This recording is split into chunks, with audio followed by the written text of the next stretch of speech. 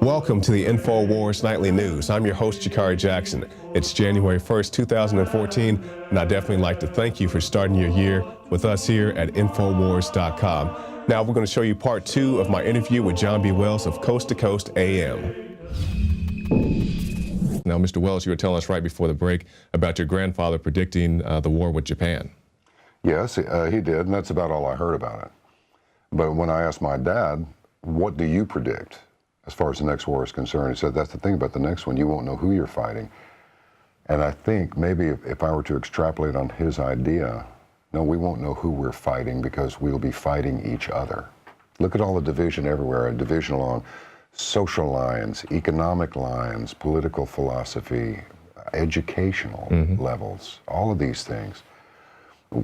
And the mechanism is in place, and it's a very well-oiled machine.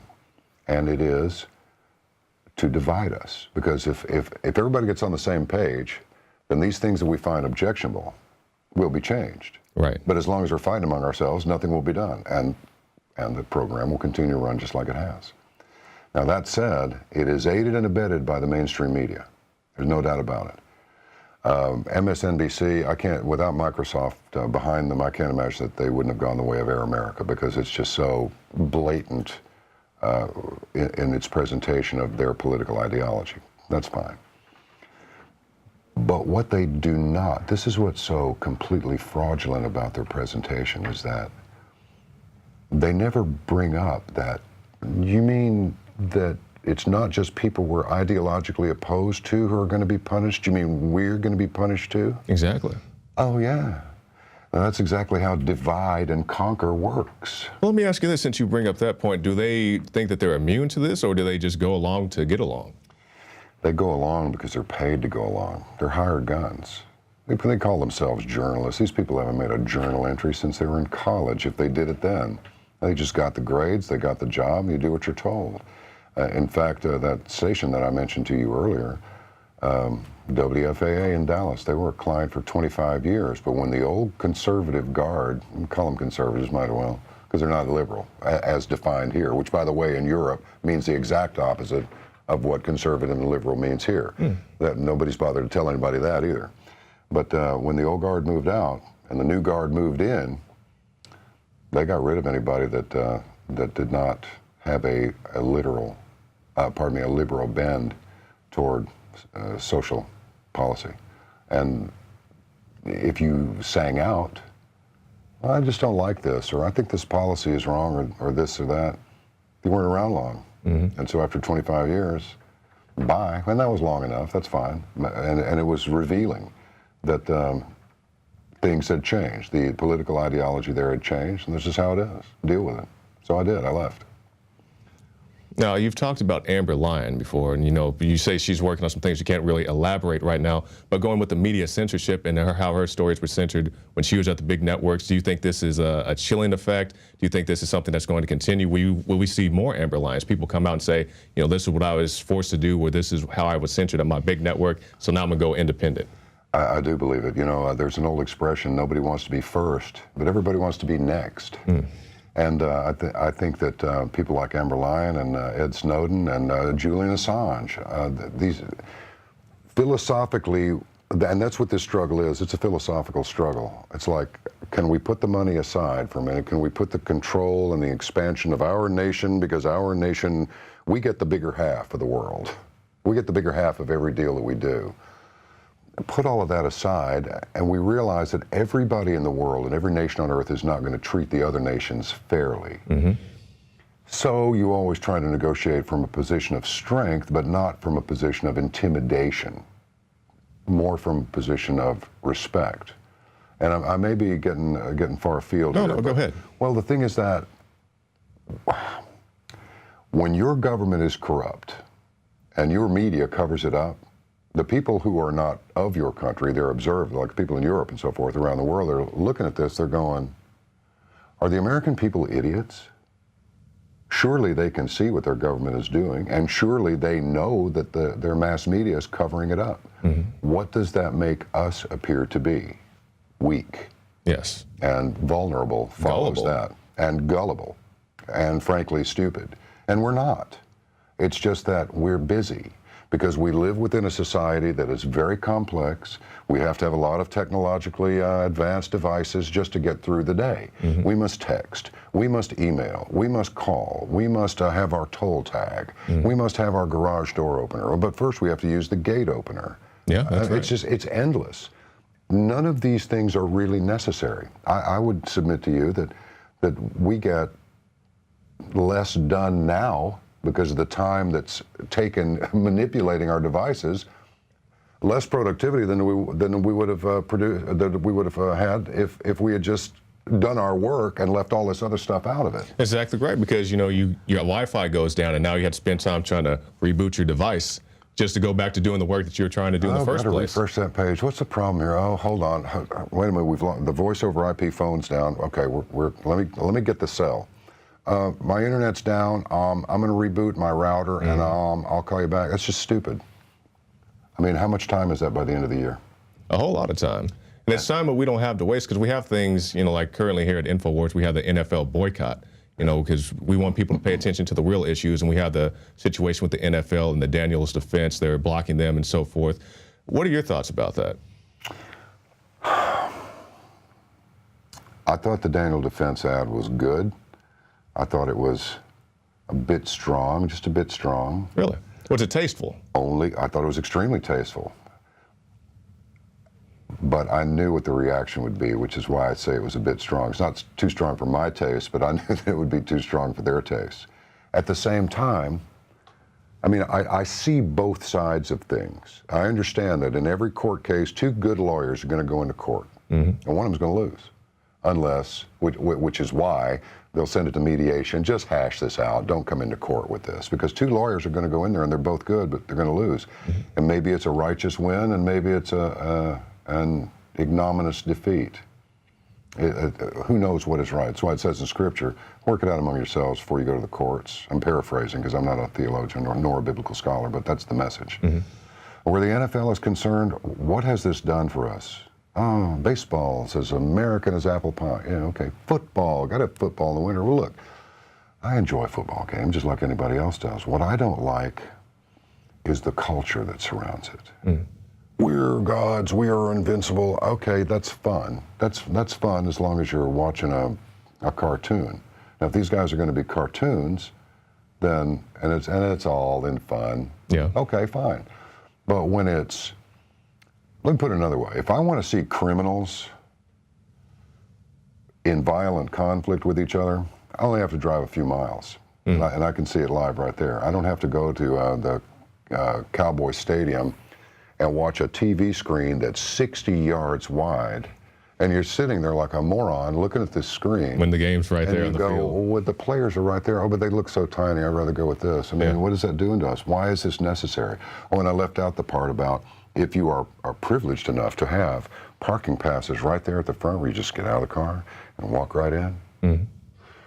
Chances are there will be a couple of policemen going through your trunk and so forth. Makes no difference how expensive the car might be that you're driving. And one of them will have his M4 there. He won't be pointing it at your head, but he's got it there. It's an intimidation thing, looking through your trunk, make sure you don't have, you know, some sort of a device you're going to let off at the And then they're saying that you can only bring in transparent bags.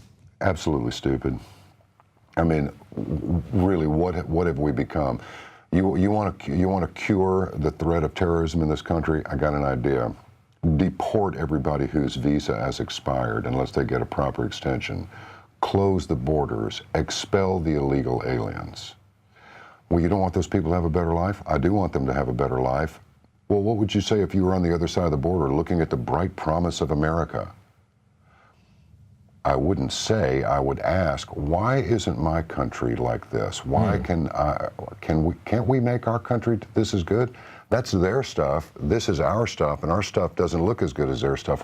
What can I do to that? And then I think, oh, Wells, you're thinking like an American, you're not thinking like somebody who's not an American.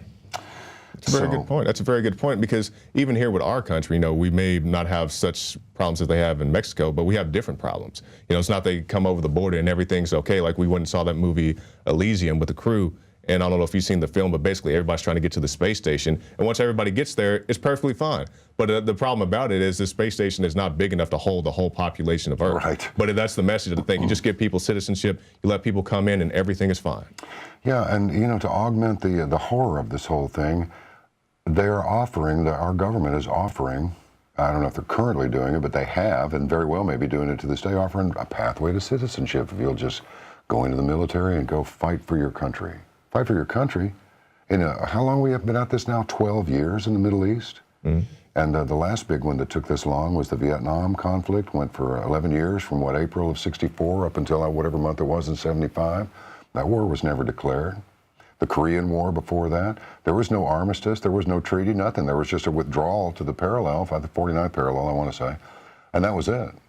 Who was feeding all those people in? China. We've been at war with China for 60 years, so all this noise over here about, if I go to a black African country and they pull me over and the police come over and go, what are you doing here? Is that racial profiling? No.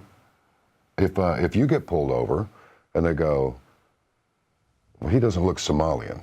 That guy looks Somalian. We're looking for a Somalian. Let's go talk to him. Is that then racial profiling? This is just a division tool. Blacks and whites in this country get along fine. We understand each other. We go, hey, you know what? You're different. And the other one says, you're different too. It's like, isn't it kind of good? Like Jimi Hendrix said, wouldn't it be a real drag if we were all the same? Mm-hmm. Yes. To try and make people colorblind is to deny them their individuality and to deny yourself enjoying the difference in people. Exactly. But I mean, is that too artsy for people? I don't think so. I mean, Professor Griff, you know him. Oh yeah, founding member of Public Enemy. He calls me on the phone and I go, is this my brother of color? And he goes, yes.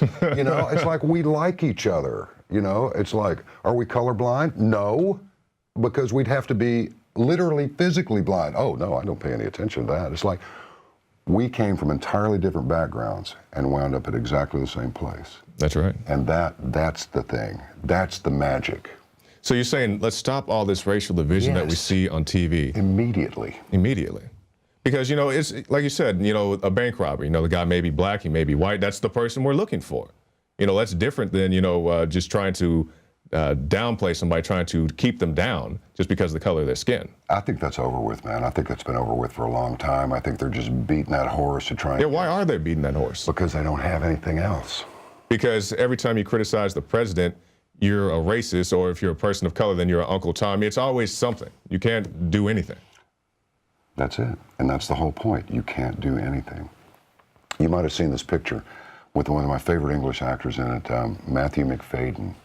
He's always doing stuff like Little Dorrit. I think it was written by Dickens. Okay. And there's the Office of Circumlocution. And this is not a good place because once your paperwork gets submitted in there, it's over. It just swirls around. The circumlocution, you know? Mm-hmm. It just, paper just swirling around in there and nothing ever gets done. Your dream dies right there. That's what this is. This has become a governmental circumlocution where all these issues just keep getting passed from this one, this one, this one, and this one. Just keep passing around. And nothing gets done. Exactly. Nothing is getting done in this country. I mean, things are more the same today than they ever were before, as far as they're concerned. But people like us on the ground, the people who are living the life and not trying to rule over the people, we get along fine. Mm-hmm. We get along fine. Until the TV tells us not to. Yeah, if somebody says, you don't like President Obama because he's black, it's like, that is as ridiculous as my saying you voted for him because he's black. Mm-hmm. Or I voted for George Bush or Lyndon Johnson. Of course, I couldn't vote for him. It's too young. Because he's white. That's just nonsense. It's just stupid.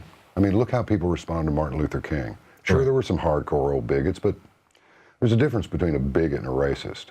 A bigot is somebody who holds an unreasonable prejudice against someone based on their appearance, their customs, or their religion, and that's it. Now, racist, you just think that your race is the best and everybody else's race is not as good. Mm-hmm. But there's another term that is used in Europe quite a bit, particularly Britain, and it's racialist.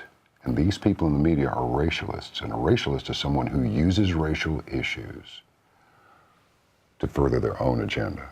They don't really have any vested interest in any race.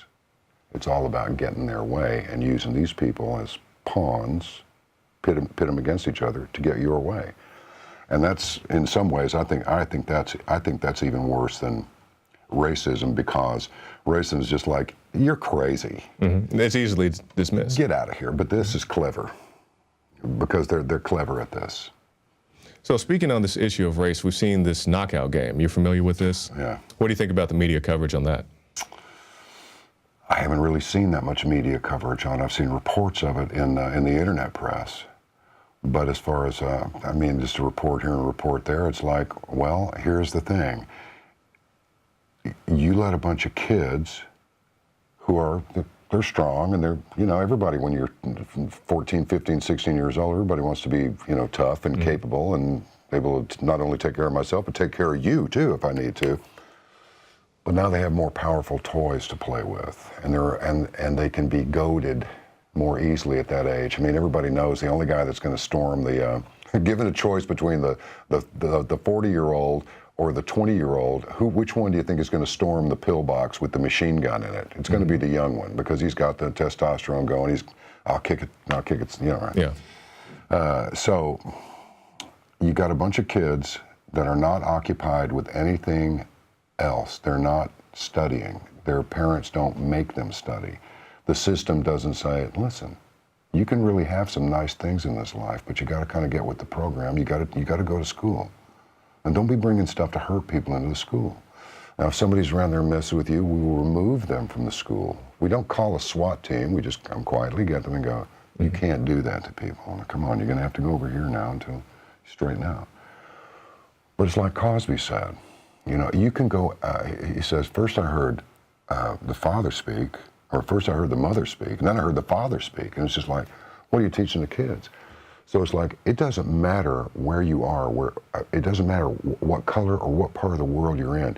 If you are deprived of your self-respect, and this self-respect is that you're supposed to have, is thrown at you through the media based on what you should own and what you should wear and what you should drive, what's that going to produce? Resentment.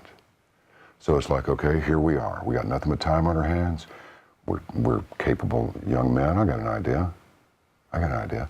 Let's go roll a shopping cart down the street and smash it into something.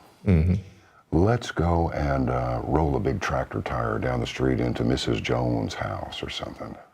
You know, idiots, yeah, right? We did things when we were kids that we should have been executed for, but nobody did that. They just go, come here. Don't you ever do that again, because you're going to be in very serious trouble if you do. Oh, well, okay, and then we quit doing it, whatever it was, water balloon and toilet paper in the house, something. Don't do that. But now you have a like, one of the things that I agree with Adam Kokesh is that he says we don't have a criminal justice system, we have a criminal punishment system. If you really can't rehabilitate kids once they get in trouble, if you just punish them, all you do is make them tougher. That's right. And you put resentment into them, and when they get out, they just sit there and smolder till they get out, and they're going to find a way to hit back, and they don't even know what they're hitting back at. They're mad at the system. Yes. Because just like you said, it's not to rehabilitate them, it's just to punish them. Just to punish especially them. For things, you know, such as the drug laws, the mandatory minimums. These guys, they see these murderers and rapists being released to keep them in jail. So of course they're going to be angry and resentful when they get out. I didn't kill anybody, I didn't rape anybody, why is this guy getting out of jail? That's exactly right. And it's wrong. I mean, it's just plain wrong. So you go, well, what are you going to do about it? It's like, the game is well underway and we're way behind, but we have to start at the elementary school level. Now, we talk about this elementary school level, and I'm going to end with this and we'll get your final thoughts. When we talk about the media manipulation and the media telling you who you need to be, what you need to be, we see these people, like these performers, they go up on stage and they're looking sledgehammers and they're humping each other and they're doing all this crazy stuff, and then it's sold to these children, these young ladies, these young men. This is how you need to be. How is this affecting our culture? It's ruining it. It's absolutely ruining it. And the thing is it's all based in money. What can we do that attracts enough attention that we can make this, that we can get something off of this? How can we generate some real action here? It's up to the population, the people with the buying power. If you want something to go away, quit buying it. Exactly. Just simple. Just that simple. If it even amounts to no more than just turning off the TV and going, I'm not going to watch this. And you can broadcast whatever you want, but we're not going along with your program. And you talk to people. You don't text them. You don't email them. You walk over, you drive over, you take a train over, where you go see the people. Some contact, a shake of the hand, look them in the face and shake them by the hand. Spend some time with them. You want to spend time on this, or you want to spend time like you and I are spending time? Yes, it's a good time spent. We're not going to be texting each other. I just know it. Yeah. I expect to see you again pretty soon. Yeah, definitely. You're welcome back. Now, Mr. Wells, I want to get your final thoughts. I want you to look in that camera right there. All right. Tell us your final thoughts, whatever you think the people need to know, and also how we can keep up with you. You are not a victim. You have power. You are being led to believe you don't have any. You are being led to believe that you're up against some monstrous Death Star like Darth Vader apparatus that you cannot overcome, but you can overcome it. Do not let go of the knowledge that you have power, and do not let go of your faith, because if you let go of your faith, it can be replaced by some third party with anything that they choose to replace it with. You have the power, you have the faith. You cannot change the world, but you can change your little part of it. So do it. And you'll find the first time you do it, the next time is easier, and easier still after that. That's it. John B. Wells, thank you for your time, sir. Thanks for yours. All right. And there he goes, John B. Wells. You can keep up with John at jbwells.com. And if you also want to keep up with us here at INFOWARS, you can stop by PrisonPlanet.tv and get yourself a 15-day free trial. Now, that's it for the interview portion, but stay tuned. We're going to give you some highlights, some INFOWARS highlights, documenting some of our best reports from years past.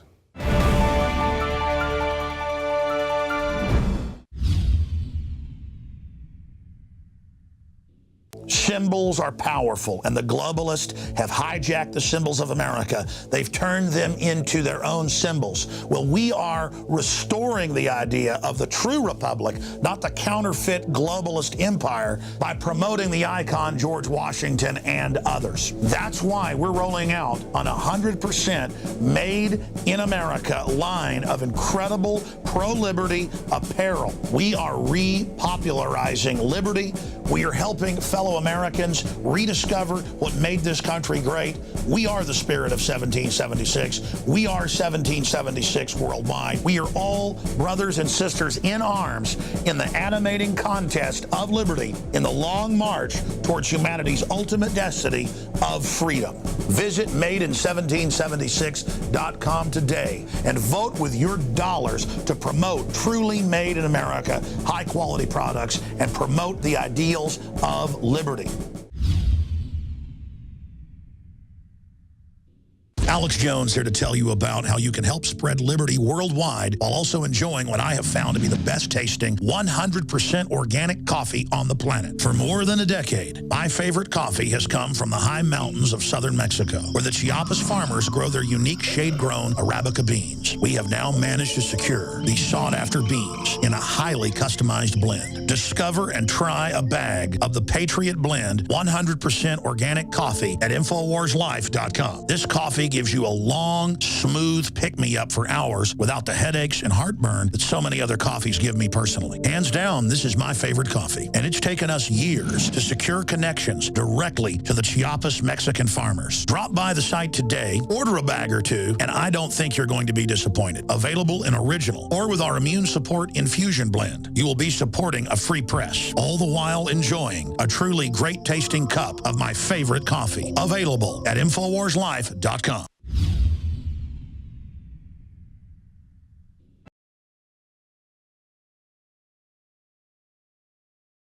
The talk show host is Alex Jones. He's a conspiracy theorist. He's kind of like the guru, the king of the conspiracy theorists. And he's been on the air since day one saying that this is a job by the FBI. It's a false flag job. You heard the reporter question as to whether it was false flag job, meaning, is this just, they're twisting it around to make it look like it's something else, another entity, but it really is the government. It's so sick, and this guy's an idiot. And, the people at the press conference totally ignored him. I think they didn't throw him out. I think that this internet stuff with this access now that people have has made more crazy people, because people who are borderline crazy now go in there and become crazy. You can get your crazy opinion heard, and this guy's on 60 stations, AM, FM. He's on the internet, and he's got a lot of followers. He's got a big website. He's considered legit among the crazies. These guys are mostly associated with a popular conspiracy theory talk show called INFOWARS. The host of the show is a man named Alex Jones. Yesterday afternoon, Matt Drudge, who's the purveyor of the most influential conservative website in the country, the Drudge Report, yesterday afternoon, Matt Drudge tweeted this. He tweeted, "I've privately told friends that this will be the year of Alex Jones. One hell of a broadcast in such a homogenized media." Again, this is from the most influential figure in conservative media who is not named Roger Ailes at Fox News Channel. And this is the guy he's now endorsing, saying it's this guy's year. You know what it's like to go to sleep every night knowing you work for a bunch of psychotic killers and you bastards are probably going to end up killing me one day? Hate speech. Now Facebook is apologizing for allowing it worldwide. But can anything be done to stop the hatred, which is directly linked into the IRS Tea Party scandal? We'll have a factor investigation. Alex Jones is using this so he can be more popular and more people will talk about him. I don't know what he is, except a conspiracy theorist. Hitler took the guns. Stalin took the guns. Mao took the guns. Fidel Castro took the guns. Hugo Chavez took the guns. And I'm here to tell you, 1776 will commence again if you try to take our firearms.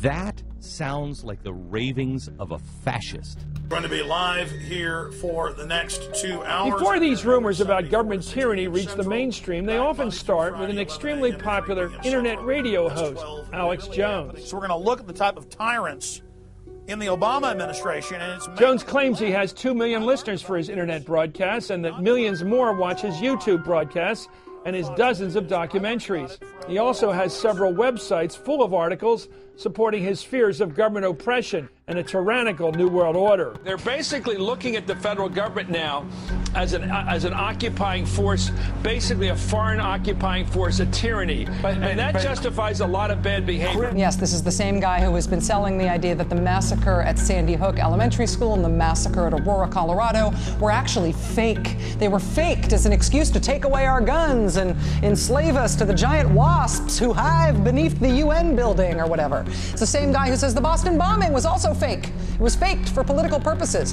The same guy who says he doesn't believe the Columbia Space Shuttle disaster actually happened. He doesn't believe there was actually an Oklahoma City bombing. Naturally, of course, he also knows and sells the idea that 9/11 was an inside job. So that landing gear, that must be faked too. The conspiracy continues. In every tragedy, the InfoWars Alex Jones world thinks they see a conspiracy. Alex Jones should be disqualified from participating in Republican Party politics.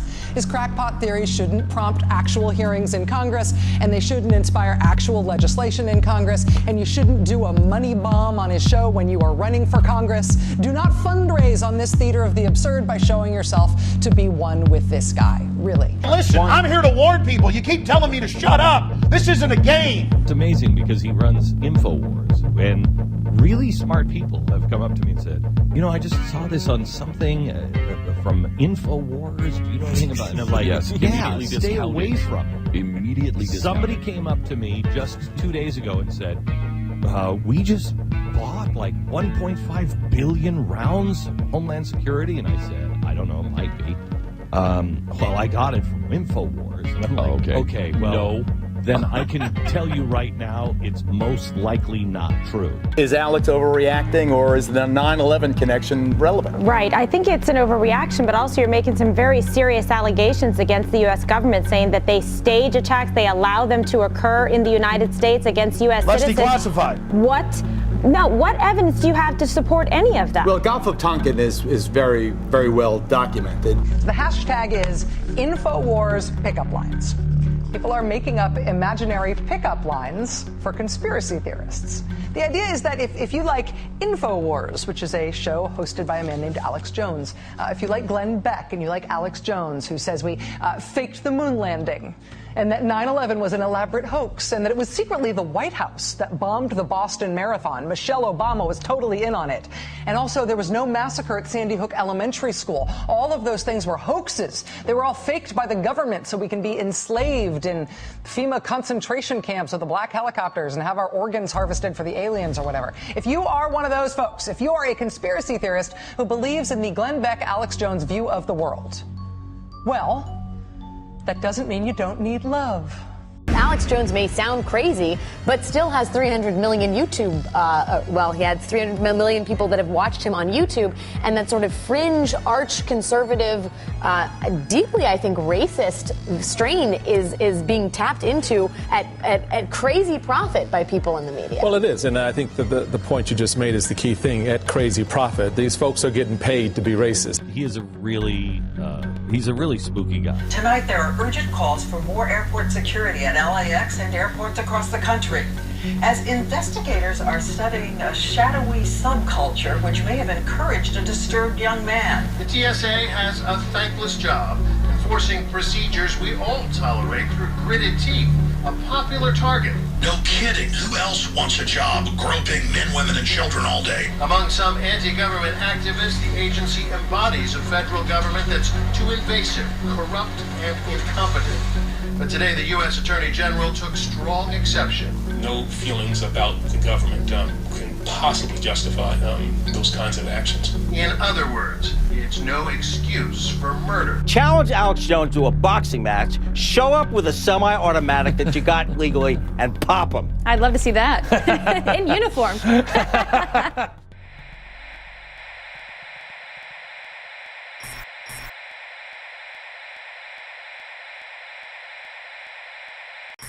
It was almost as if it were a planned implosion. It just pancaked. Well, pancaking almost like a precision implosion. It's reminiscent of those pictures we've all seen too much on television before, when a building was deliberately destroyed by well-placed dynamite to knock it down. All non-essential personnel move away from that collapse.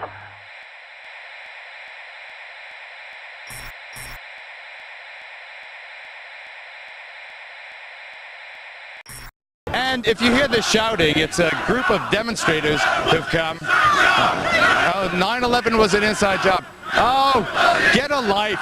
Get a life. 9/11 was an inside job.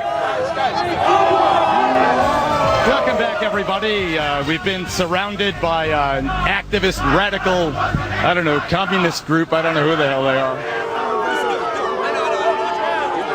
All hell is breaking loose on 6th Avenue. You need a permit to protest or demonstrate here in New York, but this anarchist group came forward. They really are one of the least attractive groups of demonstrators I've ever seen. Geraldo Rivera joins us, legendary journalist, celebrity journalist, you name it, but unlike many celebrity journalists, there's a lot of hard reporting over the years. Even if you love him or hate him, you've got to admire the courage that he's had over the years. And he also got pretty mad. We're showing some video of that now. Whenever I was bullhorning his live broadcast, he gave me the middle finger. That's pretty funny. You don't see Geraldo. You don't see. I didn't give you the clenched fist, though. That's what I really wanted to do. Oh, exactly. So what did you think when we showed up bullhorning you? Well, first of all, it took me a while to figure out what the issue was. And then, then it was, 9/11 was an inside job, and I got that. And the anger, though, the level of anger was extraordinary. I mean, it was just, I was pissed off at you. You guys were pissed off at me. And there we were. We didn't, if I had thought it through in retrospect, what I should have done is just invite one of you to come and tell me, you particularly, tell me what the beef was, because once the substance of the issue became more known, it became a point where there's really some situations where you got to talk about the facts and circumstances. What sure, you even later had me on your show to put out why I thought it was an inside job. When I say inside job, I mean they knew bare minimum. Even Bo Dietl agrees with that. You had on the show that day, and they use it to take our liberties and to attack Iraq. And now look at Seymour Hersh coming out, the multi-time Pulitzer Prize-winning journalist, saying the bin Laden raid basically was fake, didn't happen.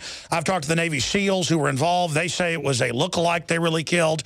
Whether that's correct or not, no one buys what this system's saying anymore. And I saw the press report on it a few weeks ago. They said when Geraldo Rivera and Alex Jones agree that the Syrians thing is staged and that Al-Qaeda did it with the gas, Obama's in trouble. Isn't it interesting that Alex Jones is right about the NSA and the Patriot Act and all those things that you were criticized for being paranoid and crazy about, and it turns out that the NSA is in our lunch and they're using it to catch their girlfriends cheating or bosses. It's I think that you give yourself a pat on the back on that big issue.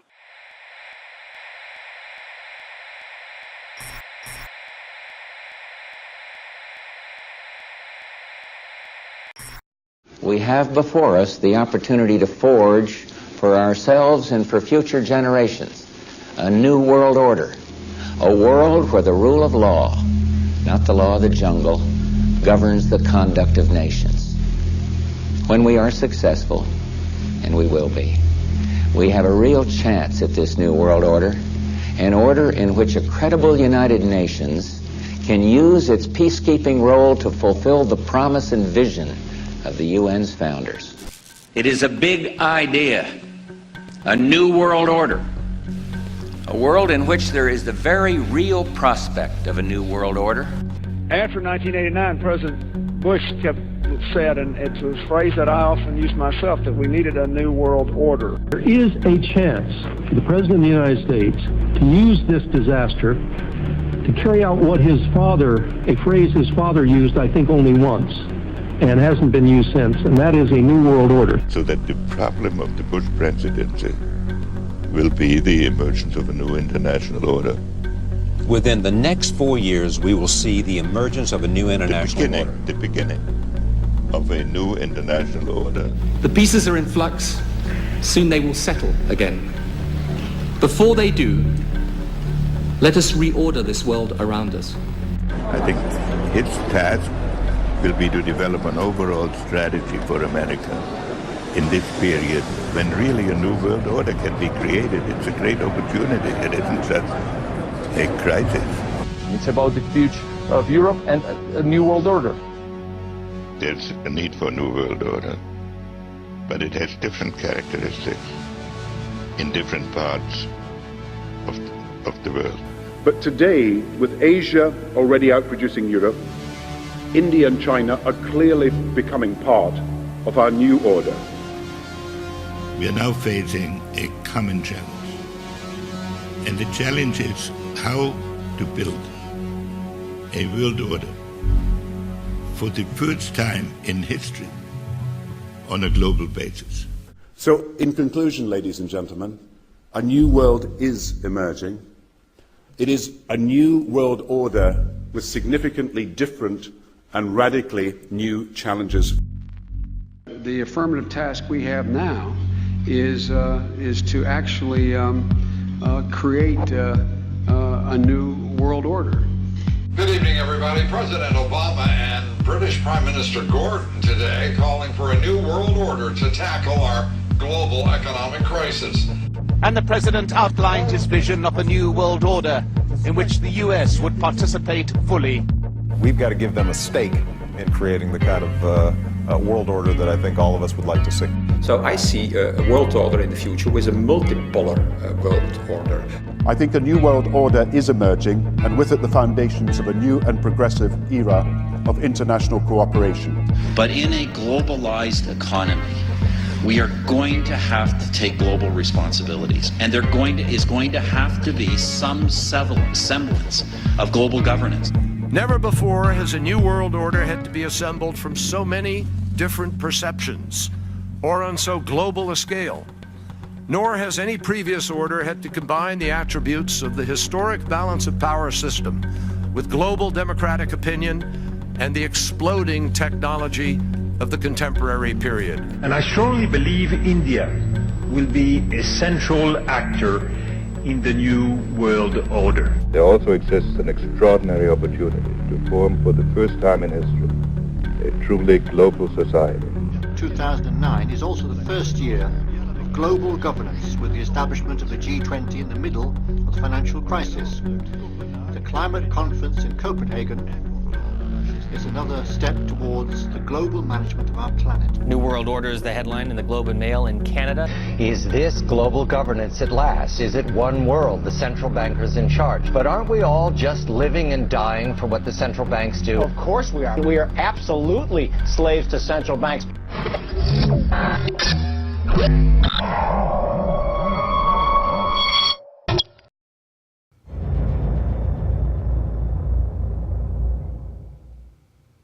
Now you can watch The Alex Jones Show live as it happens at INFOWARS.com/show. You'll find links to all of our content there and a free 15-day trial for Prison Planet TV. More than 60 movies and documentaries all in one place at INFOWARS.com/show.